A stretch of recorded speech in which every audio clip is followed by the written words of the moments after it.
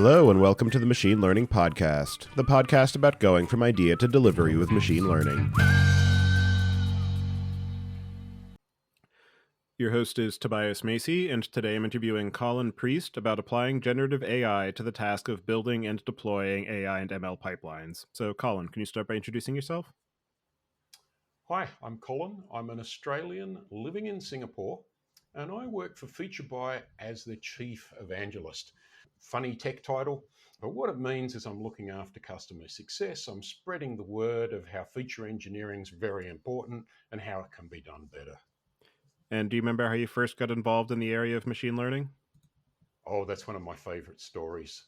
I started out my career as an actuary in an insurance company, and I was doing pricing and underwriting and so what. And I'd go into the management meetings, and every time I'd go in, I'd get ambushed by the marketing manager. And the marketing manager very quickly became my enemy. And he'd always go, "You're setting the prices too high." Very easy to blame. We're not making budget because you set the prices too high, not because he doesn't know how to market. And I knew I hadn't set the prices too high, but I'd lose every time because he was in marketing and he was better at talking than me. And then one day I got very annoyed and I went back to my office and I slammed the door. And it's like, what can I do about this? And I'd been reading Sun Tzu, The Art of War. And it's like, don't let the enemy choose the battleground. And he'd chosen words as the battleground. And I thought, well, what's my strength? My strength is data and analysis. So what could I do with some data and some analysis that would show him was wrong? And I figured out, this is back in 1995. It's a long time ago, and I'm showing my age now. I figured out how to build a model to predict whether someone accepted a quote, because I'd started getting a new data feed from a call center where people would call in, give the details, we'd give them a quote, and they'd say, yes, I want to buy, or no, I don't want to buy. And it very quickly showed that you could go up or down about 10% in the price before it made much difference at all to whether someone bought the product. And it particularly so if you offered them a monthly premium, because people have that cognitive bias. They don't multiply by 12 and go, no, it's an annual amount. They go, well, that's only a small dollar amount. So that's how I started out. And then I just gradually got more and more involved. I started building neural networks, very, very, very simple ones back then. Later on, I realized that if I wanted to do price elasticity, I had to get lots of premium quotes so I could figure out what was going on. And one of the insurers put their prices inside an image so that you couldn't get it. And so then I had to figure out how to do my own OCR. And it just gradually moved on from there. And then it expanded beyond insurance. And I haven't worked in insurance for about 10 years now. Yeah, it's always fun hearing how people get faced with a particular problem and will take engineering and problem solving and figure out, how am I going to bring these skill sets to bear? How can I then leverage that into, successive levels of complexity and build a career out of that? And it's turned full circle because now part of my role is marketing. And going from marketing being the enemy to marketing is what I do. But that's also what we've seen the industry do in general. Marketing has become much more a data-driven profession than it was back then. Absolutely.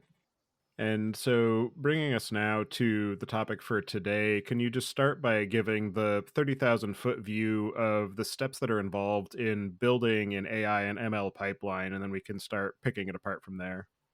Sure. And some people may do it differently to me. Everyone has their own way, and that's the only way you should do it. But coming from more of a business background than an engineering background, I always like to start with properly defining the problem. I've seen too many people solve the wrong problem. And I want to start with the business problem, not the mathematical problem. And I want to understand how the business works. I want to understand how the data was generated. I want to understand what they're going to do with the prediction. Is it a prediction they want? Is it a decision that they want? What are the costs and benefits of errors one way or another? And I like that because I get to learn things every time I do that. And I get to talk to real people, not just to data scientists. Then, and this is where people might take different pathways, I start with feature ideation. Even before I've looked at the actual data. Now, some people like to look at the data first, but I like to go, what data, if I could have any data in the world, what would I like to get? Because sometimes, if you only just think about what you've got, you don't go and go, oh, wait a sec, there is some other data. Like I did with the price elasticity, there was a new data source, and I stopped and, I can use that instead of my traditional data. And so I do that first. Now, to be fair, there's a lot of iterating back and forth when you then go into what data do we have? What does it actually mean? And then you go back and you do some ideation of that. And then you go, wait a sec, could I link it to this? And so there's a lot of backing and forth about that. Then you've got to build those features. I've got to say, that's one of the most painful things to do. I can code, I can do Python, I can do R, I can do SQL. I'm not going to pretend that I can write production code because I'm a data scientist, not an engineer. But you start prototyping these things, you start to see what they look like, and then you discover more things about the data you didn't realize. Why are there missing values here? Why is this price negative? There's things like that. Then it's let's run some experiments. Let's feed it into a machine learning model and see what it does with it. Once again, you discover more things about the data that you hadn't realized. Why did it just do that? And then you try and optimize, which is which features am I going to have? And what I want is a diverse set of features. I don't want too many because it becomes unmanageable. I don't want too few because then the model is just going to underfit. And so I try and find some diversity there and we tune that. Then we get to the difficult bit, which is deploying. All the courses stop at this point of time. All the data science competitions stop at this point of time. How do you get a production quality data feed that runs off live data? Because typically I've been working off snapshots until then. How do I get the machine learning algorithm into production as well? How do I connect that all up? How do I get the output of that to actually make decisions? Is there a decision rules engine, or do I have to write some more code at the other end? Now, I've oversimplified that a lot, but as you'll notice, a lot of it was about the data and about learning more about the data. Absolutely. And I appreciate that your starting point is what is the problem that we are actually trying to solve? Because as you alluded to, engineers, people who are very steeped in the code and the technology will often try to approach it from the, oh, I have this tool, so this is my hammer, so I'm just going to go ahead and pound on that nail until it lays somewhat flat. Yes, yes. And particularly, I've looked at a number of marketing problems, and people often solve the wrong marketing problem, which is which people have bought this product in the past. But often that's not what you want. It's who will buy it if I try and sell it to them now. And so it's who will respond to a marketing campaign, not who would buy it regardless of whether there's a marketing campaign. And so now, given the rough framework of these are the steps involved in the pipeline, in your experience and in your work with customers at FeatureByte, what do you see as the stages in that process that are prone to repetition and therefore amenable to automation? So almost everything is prone to repetition, but everything's different. It's one of those horrible things. Because every problem is different, you're going to come up with a different set of features to solve it. But if you're going to be efficient about this, you're going to try and reuse some of those features and reuse some code. Some things are just boilerplate. If you're doing anything with a customer, one of the first features you want to use is their age. You don't want to have to recode that every time you use it. Similarly, where do they live? You don't want to recode that. You might have had it geocoded somewhere. Feature ideation is something that you do iterate and iterate and iterate. You can't do it on the margins. You can't do it a single feature at a time. Because as I was saying before, what you want is a diverse set of features. And what I find is people just keep coming up with the same type of feature with just tiny little variations. Now, you've also got to align the data with the unit of analysis. So there's a ton of aggregation you have to do. And for different problems, you might aggregate the feature at different levels. It might be at customer level or it might be at product level. There's different levels you could do that. The feature selection, there's a lot, and there's definitely repetition in that because it's once again, it's an iterative process. I've seen people do that entirely manually. I've seen people do that just using feature importance, and I'll just pick the top N and I'll try a few different Ns. I've seen people try and really optimize that and use genetic algorithms.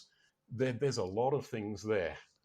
And then you get to the deployment, and this is where I do think there's a lot more opportunity to make things repetitious by making them standardized, because it's just too hard to deploy if everything is bespoke. So, given the fact that there are opportunities for automation, there are repetitive elements, but there is also a lot of nuance and detail within some of those cycles of repetition. What are some of the features that are available in the current generation of generative AI models that lend themselves to helping with some of that work without necessarily fully automating it? But what are some of the ways that that Mm, generative AI can be brought to bear and accelerate the capabilities of the humans doing the work? yeah. So I'm going to take a step back just before the Gen AI. You've, if you want to make things that you can reuse, you're going to have to standardize them. So you're going to have to standardize the way the data looks, the way you interpret it, and the way that you manipulate it. And I'm going to take through those steps. So the first thing is what's the data look like? That's actually a well-solved problem. You get data warehouses, for example, you've got data dictionaries, but the understanding of the data, that's where we're starting to see new products coming out there, and the rise of the semantic layer. So more than this column contains a numeric that's a floating point. It is, well, no, this column is actually the paid price. It is non-negative. And it's at this unit level. It's for a specific product, or it's the invoice total. It's gross or net of GST, and that level of semantic. Having that in there saves you a lot of unnecessarily manual repetition, and it saves you key man risk as well. When someone leaves and they're the only one that understood what that data meant. Now, Gen AI can help you do that tagging. We have found it to be pretty good actually at doing that, particularly if you've got a data dictionary that has a free-form text that describes what the column is, what it contains, and you give it some metadata about the contents of the column. So I found that to be particularly useful, but what you've got to have is an ontology for it to do that. If you just give it free form, it doesn't really help you much. So that comes back to that standardization. Now you're going to override that at times.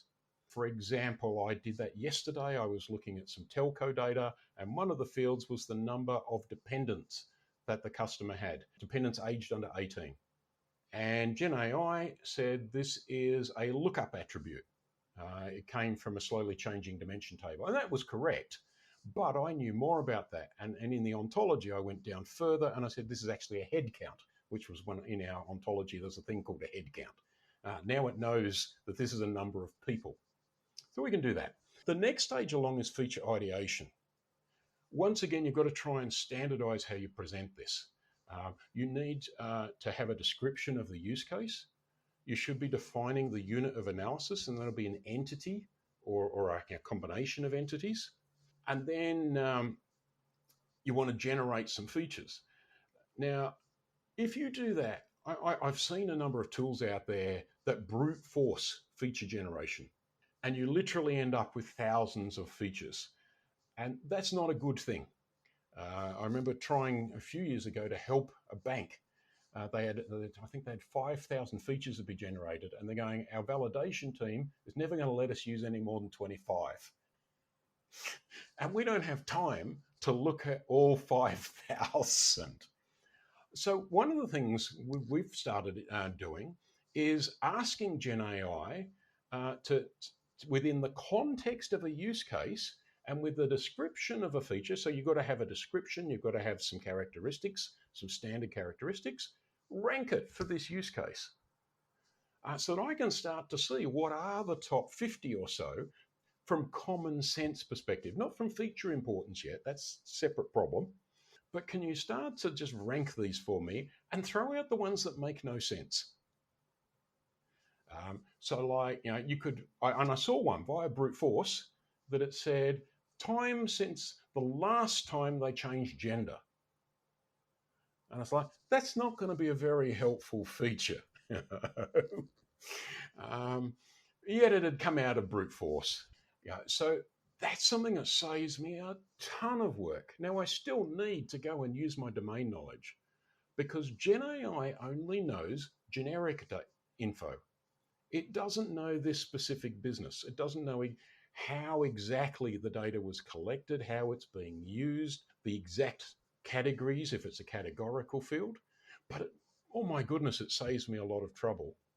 We've also been starting to use Gen AI to create the description of the feature based upon the metadata about the feature. And that's proving pretty good for talking to the business people. And as data scientists, we keep wanting to use maths when we talk to people, and the eyes glaze over. My wife is a fashion designer. If I start talking about my work, you can see she's not listening. You know, um, but same with business people. What they really want to know is what does this mean, not what was the mathematical calculation. And so we're doing a bit of that, and that saves. Every time I show this to a data scientist, they go, "Oh, thank goodness! I hate doing that." um, to me, they're where we've started doing some stuff. There's some other stuff out there. I recently saw a demo from Data Robot, and they're using Gen AI to help explain the machine learning models, their behaviors, what's important, how to interpret the diagnostics. Once again, a really useful thing. So you don't have to be a PhD to look and go, does this model make any sense? So in general, it's like using Gen AI for general knowledge and using it to turn jargon into plain language and vice versa.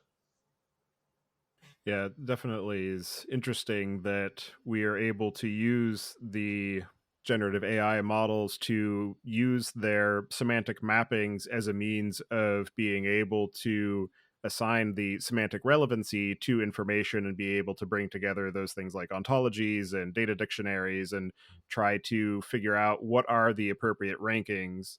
But also because of the fact that we are using these models to be able to say, okay, these are the pieces of information you need to be paying attention to, and those are the things that are going to have a substantial impact on the final product, on the final model that is going to be business critical. What are the steps of validation and verification that need to be incorporated into that overall development cycle by the people who are leading that AI model to make sure that the information that it's giving is actually accurate, particularly given the fact that these generative AI models have a tendency to, the generally accepted term is hallucinate, but at least to provide answers with confidence that are not factually correct. Yeah, yeah. So there's a few things you can do. So as we were saying before, it's really important that you standardize a number of things so that you constrain the problem. The more constrained the problem, the more likely you are to notice when Gen AI is doing something silly. And the more you constrain it, the less opportunity it has to do something silly. And it's not just the Gen AI that can do something silly, the human operator can as well. So, to give you an example, earlier this week I was working on some telco data and I forgot in the use case to say that this churn problem was for telco prepaid, no, so postpaid cell phone accounts. So it didn't even know it was telco. So it just generated a bunch of features for me that didn't make sense because that's not how a telco works. So you can't just accept things on face value.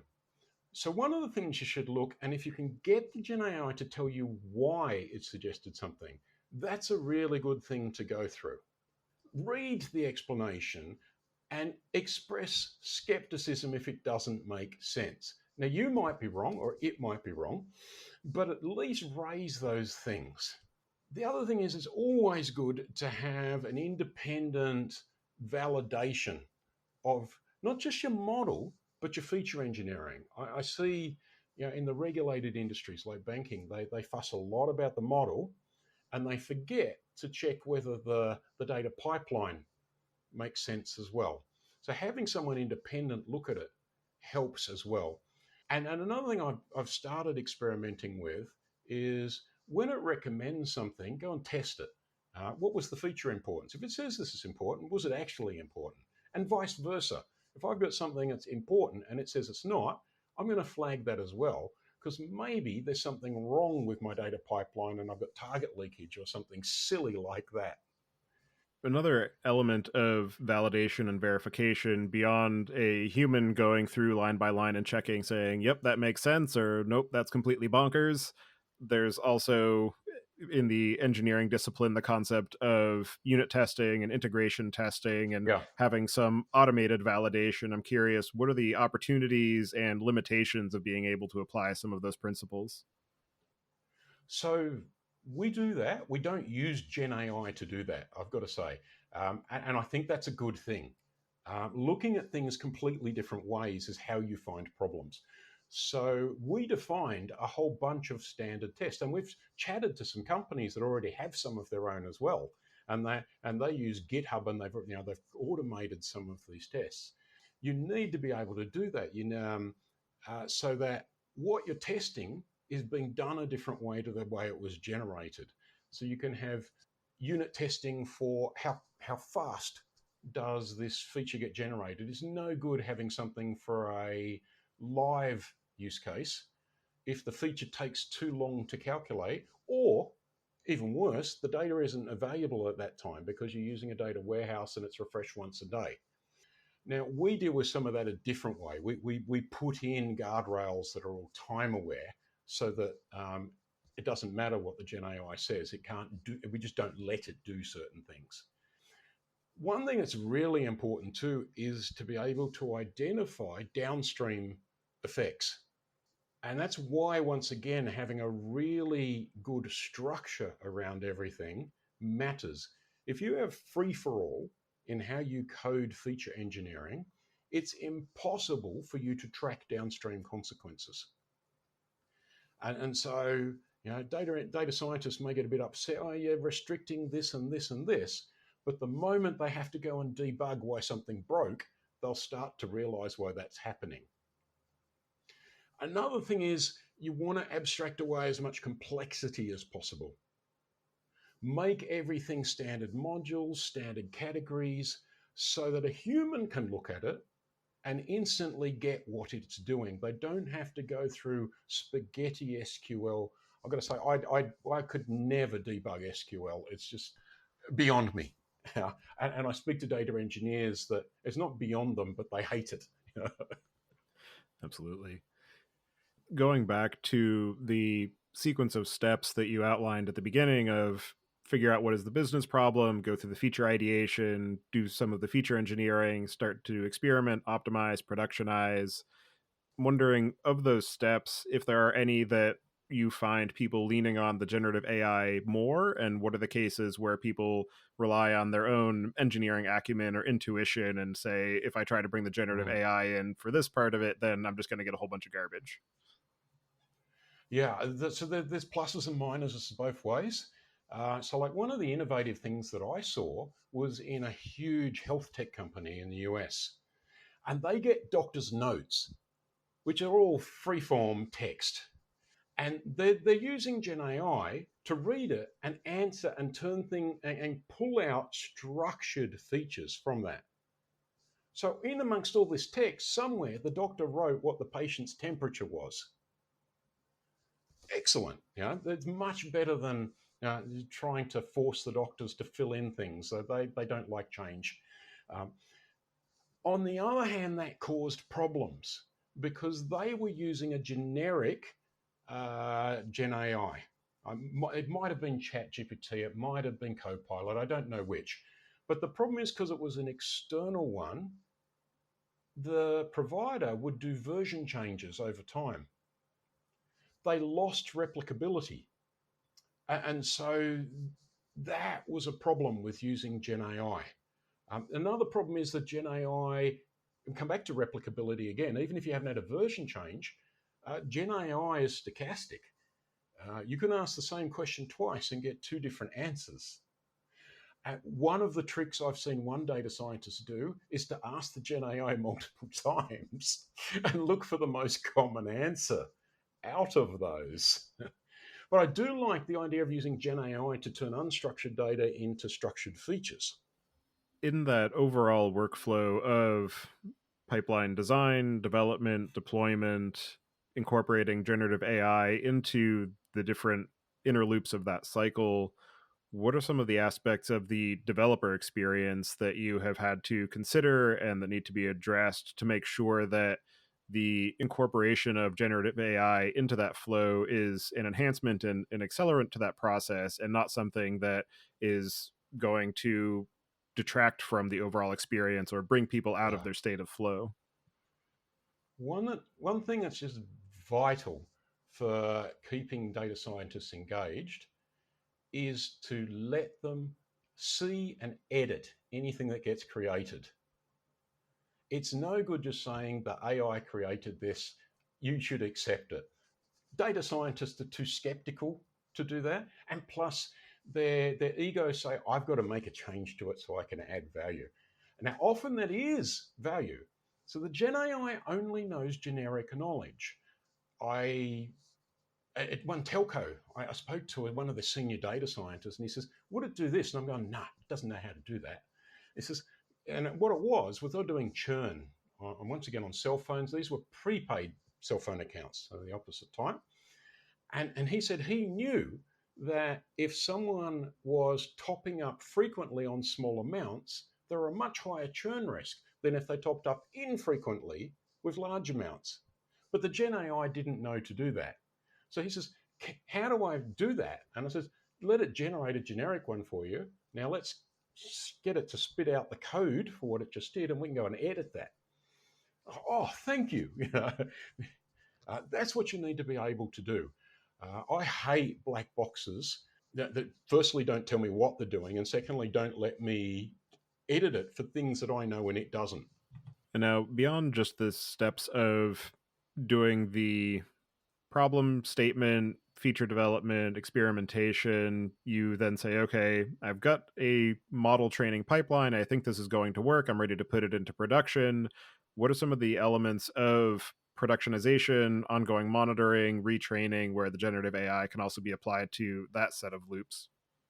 I got to say that that's something that's not as mature yet, but there are things you can do. So as I mentioned before, having the Gen AI explain what the model is doing, I think helps a lot. I have seen, I often use Gen AI just personally for when I've got to write manual code. And often you have to patch things together when you're going into deployments. Now, really good ML ops, you don't have to do that, but there's always those damn exceptions. And what I've seen is some of our engineers doing this for how do I connect to this server? I haven't done this type of server before. What are the connection settings? I want to do this, this, and this. Or translate, I've got this connection setting for Snowflake. How would I do the same thing for Databricks? So it's particularly useful when you want to switch from one thing to another, where you want to set the security settings, or when you just want, and my favorite, because I'm not an engineer, what does that error message mean? We're doing some research at the moment. How can we use it to recommend to us what to do when the data drifts? That's always the problem. The world keeps changing. Can we help it to quickly pop up some recommendations after we've noticed data drift? What could we do about that? Yeah, could it generate some sample data or some settings for us to fix that as a quick fix? And also being able to identify the difference between data drift and concept drift, where maybe the world is changing, but the actual data is the same, but the conceptual applications and the semantics Yes. around it are shifting as well. Yeah, and possibly suggest to us why that's happening and what we could do about it. Yes. And then, given the fact that as you are incorporating generative AI, and as we addressed earlier, it's not always going to give you correct answers, even though it thinks they might be correct. What are the elements Mm. of risk and some of the risk mitigation controls that need to be understood and applied in the process of bringing generative AI into that inner loop of development and deployment? I think you should always treat it with suspicion, not because it's particularly worse than anything else, but it's a bit of a catch because it's designed to look like and act, behave like a human. And we tend to trust humans more than we should. So we're likely to trust a Gen AI more than we should. So I'm a great fan of putting in validation rules. So we were talking about what do you do at prediction time? There should be, you should be able to define prediction should always lie in this range here. You know, if it's outside of that, there's a problem. So if I got a patient temperature and it tells me the patient temperature is 1 degree, I should be able to flag that. That just doesn't make sense. So a whole bunch of validity rules. I need to make very clear which version of a Gen AI I'm using at any point of time, and for different use cases, who's using what version. Now that whole version control, it can become quite a problem when you're in a big organization, by the way, using many Gen AIs and changing them over time.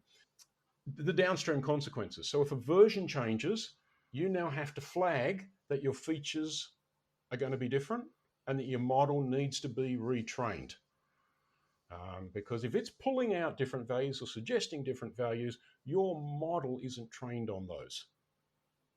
As I said before, because it's stochastic, sometimes it's good to run it more than once and see how varied the answers are.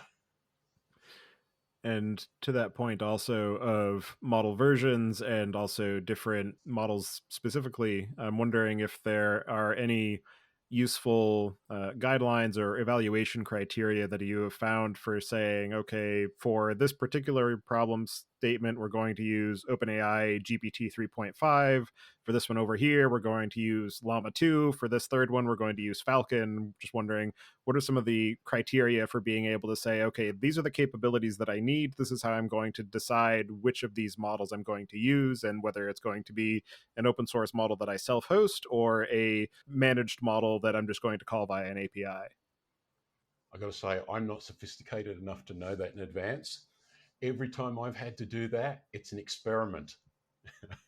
I try them all the ones that I've got access to. Which one is getting me the results I want most reliably? There are times, though, there are other criteria. I was dealing with a company that supports here in Singapore the military. Well, guess what? They can't use Chat GPT. Their data can't leave their server. So this is where we talk to companies like Hugging Face, where you can host locally.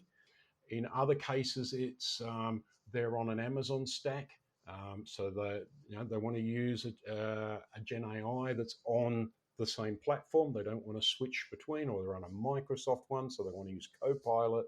That's also about minimizing data movement as well, because that can change latency and it always causes security problems. Yeah, I know one of the guys at Hugging Face. Um, a guy called Rajiv Shah. He makes the coolest social media videos. And he talks about how having a specialist Gen AI can be cheaper, faster, and outperform the generic ones. In your experience of working at FeatureByte, working with customers, experimenting with these generative AI capabilities for the purpose of developing and deploying and maintaining AI pipelines and their respective models, what are some of the most interesting or innovative or unexpected ways that you have seen those capabilities applied? I once asked to suggest some features that was for credit card fraud.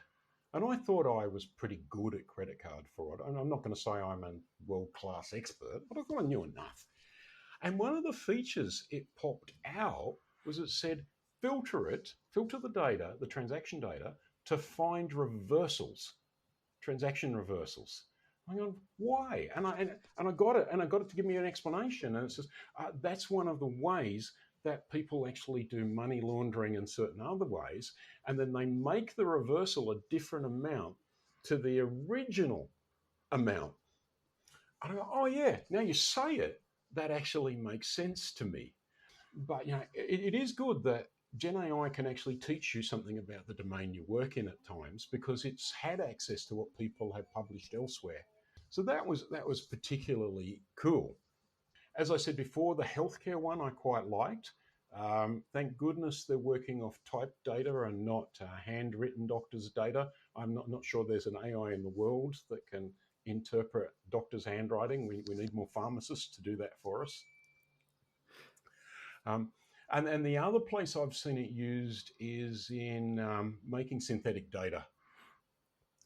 And then there's a lot of reasons you might want to use this, but one of them is just to rebalance the data for fairness purposes. You might have some HR hiring data and it's in the tech industry and almost all of it is for males, but you want to make your model work for females. If you don't put in more female data, your optimization won't care less about the fit for females. So that's one of the things where I've seen it, and it actually it became much fairer without losing any accuracy, which is the thing that surprised me. Because I always think of that fairness is a trade-off against accuracy, but it doesn't have to be if you've got a good Gen AI making the right synthetic data for you. And in your own experience of doing this work and exploring these newfound capabilities of Gen AI models and how they can be applied to the development loop for other machine learning projects, what are the most interesting or unexpected or challenging lessons that you've learned personally? I've learned that Gen AI is an idiot savant. It can be quite brilliant, but it has these huge blind spots. If I don't word my question to it the right way, it's going to tell me something that at times is the exact opposite of what I wanted it to tell me. So you do have to experiment. That's why we have prompt engineers. I am hoping that Gen AI will get a bit better. You shouldn't need to be a prompt engineer to get this right, but it is a bit like, and it reminds me of I used to be an educator. You've got to make sure you set the context very well before you ask a question. And, and it does surprise me at times when I take certain things for granted, and it doesn't take it for granted. Absolutely. And for people who are interested in the capabilities of these generative AI models and they're considering whether to apply it to their problem, what are the cases where you see it as being the wrong choice and you're better off just using the tried and true hand coded, just do the development work, do your own thinking, don't let the model sway you one way or another? So the first case I'm going to say is when your use case and the data you're using is very proprietary. There's never been anything like that out in the public domain. So Gen AI only knows what it's seen. And if it's never seen anything like what you're doing, it's not going to know how to do it well. And a lot of business data is like that. There are some very common use cases out there: credit risk, churn, and such. You're going to get good answers for that. Um, but particularly if your business does things very differently, there's another example, does it differently to the rest of the industry, the Gen AI will assume you're like the rest of the industry. So that's one case. The next is I think it adds less value when your data is highly structured. Um, and most proprietary data, by the way, is highly structured. Now, not all. You get telephone transcripts and things like that, but it adds less value in that case. And when your data is small, then the thing I mentioned before, replicability. There are times when replicability is paramount. Don't use Gen AI if replicability is absolutely essential to your use case. Um, and then finally, there's ones where if you can't move data around and there is no proprietary one that you can install locally, Gen AI isn't going to help you at all. They'd be the four cases that I'd say you really shouldn't use Gen AI. There's probably some more, and there's probably exceptions to the ones I just listed, but it's not the solution to everything. A clever person can do more with a small amount of data than Gen AI can. And as you continue to experiment with and invest in these capabilities in the FeatureByte product, what are some of the things you have planned for the near to medium term, or any particular projects or problem areas you're excited to explore? One thing that I'm particularly excited about is trying to use Gen AI to detect anomalies in the data. Because it's got a little bit of general knowledge about what data should look like, ask it whether the data looks right. And that sort of overlaps with something I said before with data drift. But even before that, just give it some data and go, does this look right? um, Everybody hates cleaning data. Everybody hates looking after data quality. So we're starting to experiment with that. It's going to be a bit of work. Uh, Gen AI has been hit and miss on what it thinks is reasonable.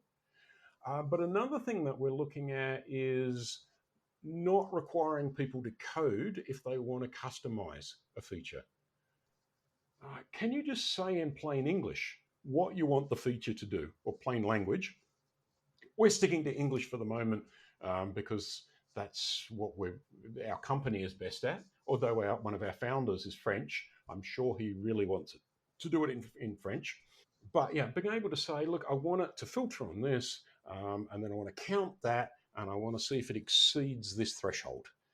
And you should just be able to generate a feature by explaining it in normal language like that without having to write code. So, we're looking at, and that's probably going to require us to fine tune um, some code generation Gen AIs because our syntax is not something that a generic Gen AI would know about. So to me, they're the two most exciting ones. The, the, the more we can simplify and make things accessible, the more we can flag when something goes wrong and figure out why, the better life is for all of us, including the data scientists who like to code. Are there any other aspects of the work that you're doing at FeatureByte, or this overall space of applying generative AI capabilities to the development, deployment, and maintenance process for AI and ML projects that we didn't discuss yet that you'd like to cover before we close out the show? One thing I do want to try Gen AI for is for load testing. And can I generate a ton of data or some extreme data that I can then run through my system and get it to deliberately generate stuff that'll be problematic? Do it at scale, do it with variation. Because when I've seen testing in the past, people just replicate the same data over and over again. And you're not really stress testing because you haven't done enough situations. You're going to find more edge cases if you get the Gen AI to generate data for testing for you. All right. Well, for anybody who wants to get in touch with you and follow along with the work that you and your team are doing, I'll have you add your preferred contact information to the show notes. And as the final question, I'd like to get your perspective on what you see as being the biggest barrier to adoption for machine learning today. Data quality. Everyone's going to agree on this, and data availability. Companies come to you and they say, I've got data, and you have a look at it. And literally, one of the companies I spoke to, it was a scanned set of into PDFs of physical paper, and it had been doctors writing on physical pieces of paper. And I'm going, that's not data. That's almost abstract art. So what people think of as data is often not data. And the volume of data you need to do machine learning at the moment is still a bit onerous for smaller companies. Well, thank you very much for taking the time today to join me and share the work that you and your team at FeatureByte are doing. Definitely a very interesting space as we continue to see how these generative AI capabilities can be applied to different problem spaces. So appreciate the time and energy that you folks are putting into that and bringing it to bear on the problem of building more AI. So thank you again, and I hope you enjoy the rest of your day. Thanks, Tobias. Thanks for giving me a chance to talk about things that I'm passionate about.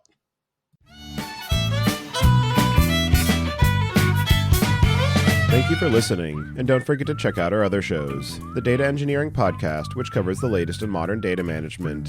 and podcast.init, which covers the Python language, its community, and the innovative ways it is being used. You can visit the site at themachinelearningpodcast.com to subscribe to the show, sign up for the mailing list, and read the show notes. And if you've learned something or tried out a project from the show, then tell us about it. Email hosts at themachinelearningpodcast.com with your story. To help other people find the show, please leave a review on Apple Podcasts and tell your friends and coworkers.